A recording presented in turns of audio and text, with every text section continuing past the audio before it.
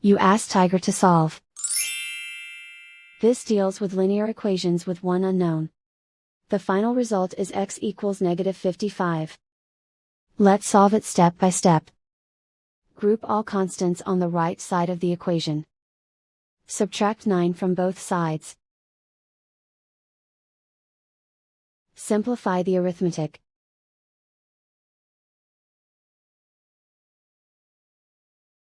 Isolate the x. Multiply both sides by 5. Group like terms. Multiply the coefficients.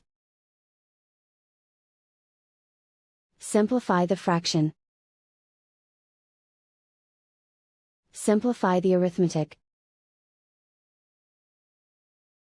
And so the final result is x equals -55.